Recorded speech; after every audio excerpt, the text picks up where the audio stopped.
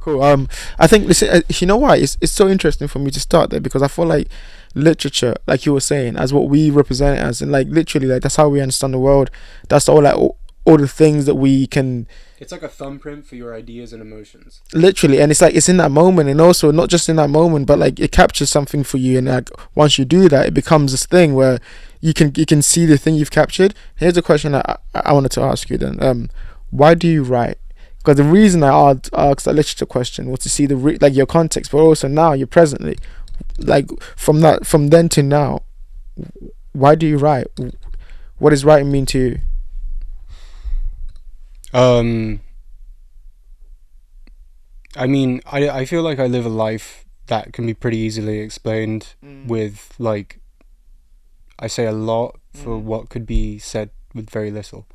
Um, in that sense, it's like, yeah, I mean, I have a lot to say, man. And it's, I don't know, I just always enjoyed writing shit down. Like, it has never really mattered to me. I actually enjoy writing essays, as disturbing as people find that. But I don't really get why, is the thing. Like, it's, I mean, obviously, it's that all like, oh, fuck school, or whatever. Um, but like, dude, I actually get a degree of actual satisfaction from my existence being able to express something through words in a way that I can like refer back to. Um, I don't know why, I just always have. Even if it's just like ideas around like, oh, I think this, but I explain it in like whatever way. Um, what we're talking about now is literally just a lot of the stuff that we now refer to as the greatest philosophical works in history. It's just people way back then being like, shit, I gotta write this down, man. Like, And the feelings that they had, yeah, they couldn't. Yeah, it's crazy. It's mad though. You think about it. It's mad though when you think about it too, because it's like, especially when it comes to writing as an art, right? Like, because I'm in that process where I write to express, but the expression doesn't stop there. Like there's me recognizing the thing I've just written. There's me like going through writing it, like me reflecting on who I was when I write, like when I wrote it.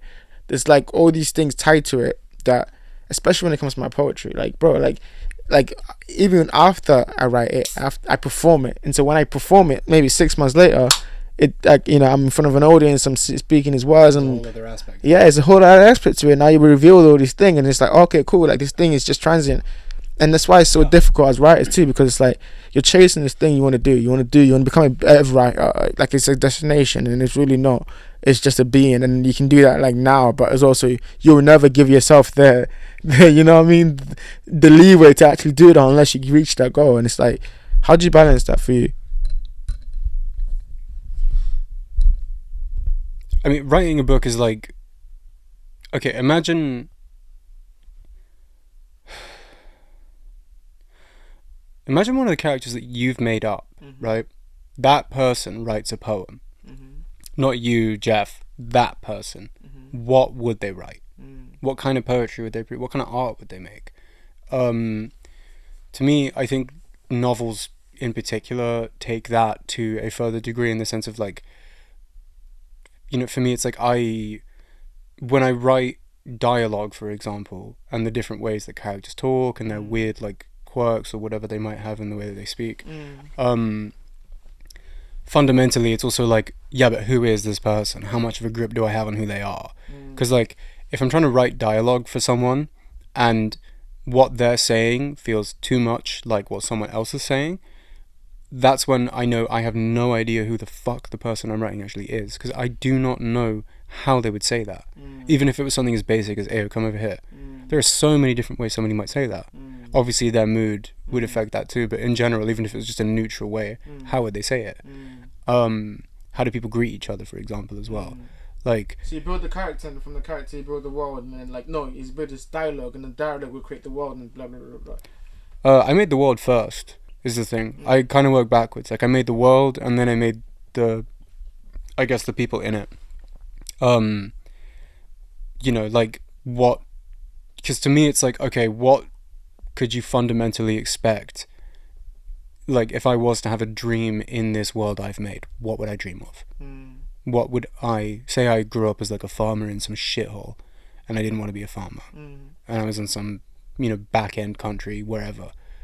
Who would I want to be and what would I want to do? Would I want to be a knight? Okay, cool. Well, that implies that there's some kind of monarchy system then. So I guess that's part of the world too. You know what I mean? So you build it from the dreams. You build the world that they need to exist in. Yeah. To create the story that.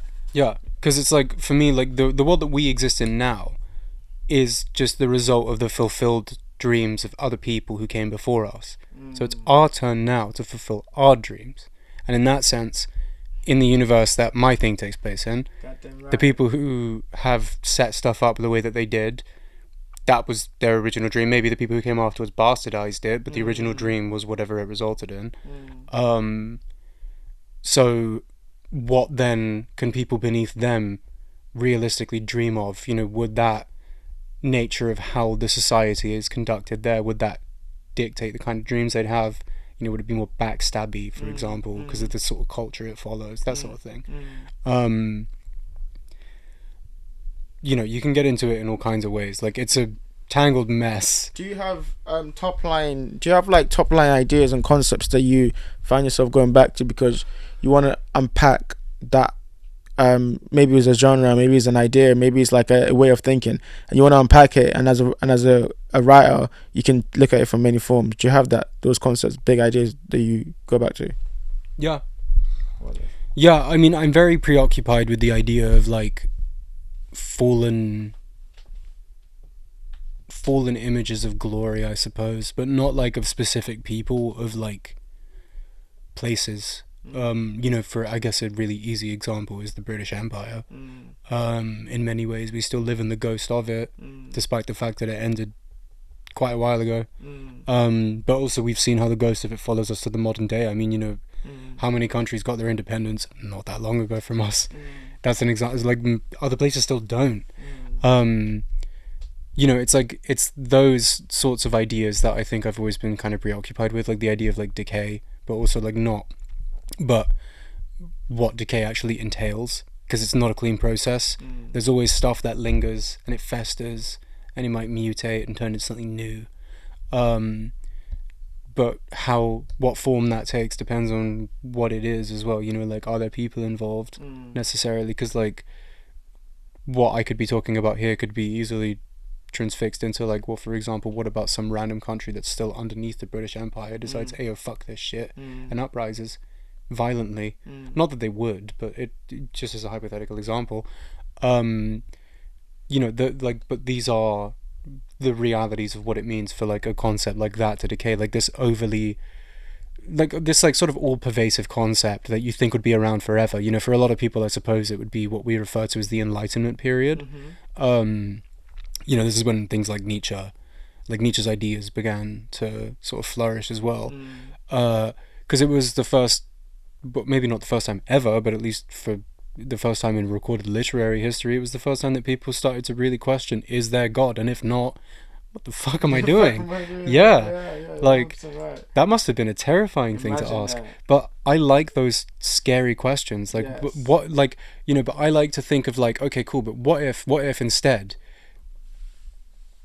just hypothetically, the world that you took for granted, the world that you knew, you lived in, your people had lived in for as long as history could tell.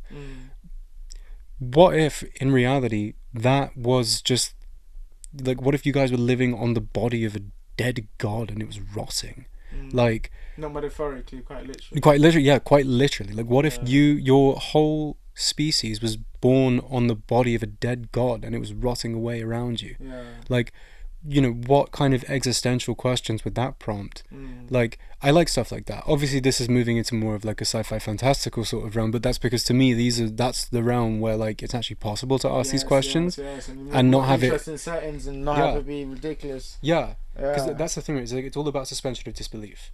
Like, it's like the struggle that I find with sci-fi is that like I want to conjure that feeling of like not existential horror explicitly, maybe sometimes, but like just that feeling of like not dread, just that weird existential feeling that you have where it's almost like you feel as if you're sinking, kinda. Like, I love that feeling. Honestly, here's a question, and to develop off that because I know you do. What do you think that feeling? Do you think that idea, like you were talking about Nietzsche and the death of God and all of that stuff there, and like the reality that we now have to face, where we now have to like embrace our own shadows and our own self and Übermensch and all of that stuff there. What role do you think philosophy and Nietzsche and these ideas and like all these people with these grand concept, what role do you think has played in your life and your thinking?